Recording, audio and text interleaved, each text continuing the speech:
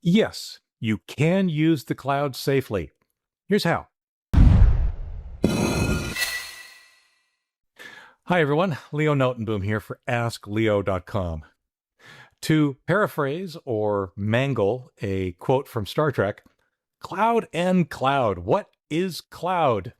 It seems we can't say or do much in technology these days without the buzzword, the cloud, rearing its head. To be fair, it's a powerful concept, nearly unlimited storage for all your information accessible to you from anywhere the internet might reach, which is pretty much everywhere these days. But is your data safe in the cloud? It can be, but there are two types of cloud threats you need to prepare for. Threat number one is what I'll call data exposure.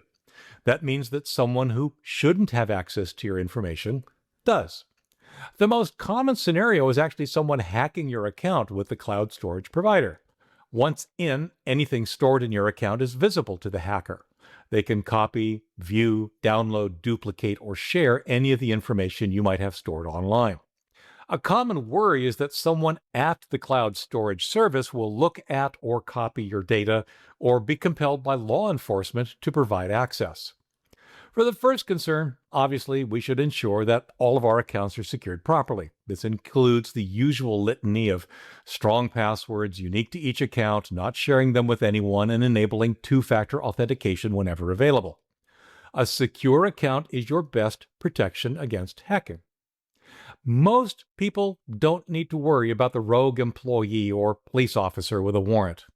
Most folks just don't need to worry about data exposure as long as they keep their accounts secure. What if you are worried?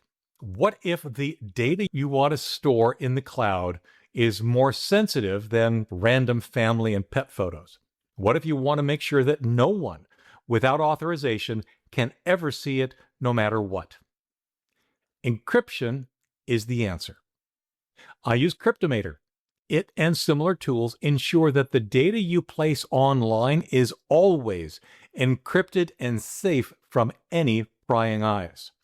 You access the files normally, and Cryptomator handles the rest.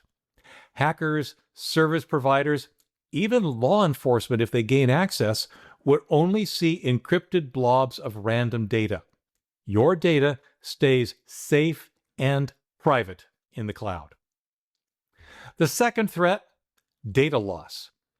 By data loss, I mean that you go to access your data stored online and it's inaccessible or it's just not there. That includes the threat of ransomware even. Data loss, in my mind, might be a larger threat than exposure for data in the cloud. The most common scenario is the same one as above. Someone hacks your account with the cloud storage provider.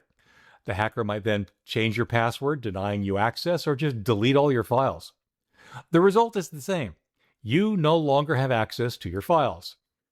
Now, the cloud service providers are almost certainly backing up their equipment, but those backups are for their protection, not yours.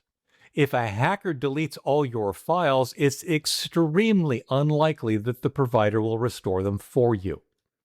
If your account is unrecoverable or your data is deleted, you may be completely and severely out of luck. We already know how to protect ourselves from data loss. You don't need an online service to be at risk. One failed hard drive can get you the same result. Backing up is the answer. Remember, if data exists in only one place, it's not backed up.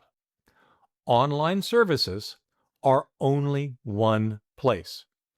For example, if you have files in OneDrive, OneDrive is really only one place.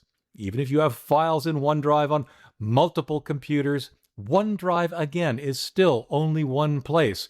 Remember, deleting a file from within OneDrive will very quickly delete it from all the other OneDrive installations.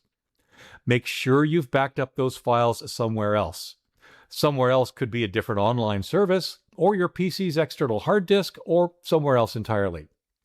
Assume that the online service you're using might go away suddenly and completely. Let's say that all your files in the online service are deleted at the same time, both what's literally stored online and anything that might have been replicated to your computers. Could you still recover the files from somewhere else? If the answer is no, you're not backed up. Now, a frequent conversation revolves around whether or not the service providers, Microsoft for OneDrive, Google for Google Drive, Dropbox, and others, are cloud data threats themselves. The concern is that the providers are using your data for their own purposes, such as building a profile on you or using it to train AI. I believe that those concerns are severely overblown. Cloud providers are not claiming ownership of your files. They're not building some kind of massive profile about you based on your files, and unless it's written in the terms of service somewhere, they're not using your data to train their AI models. Some might be scanning for CSAM, child sexual abuse material, but I've seen no evidence of it going any further than that. I believe strongly that those three providers and many, many others are trustworthy. I have no problem placing my data in their hands. I don't feel the need to protect my data from them.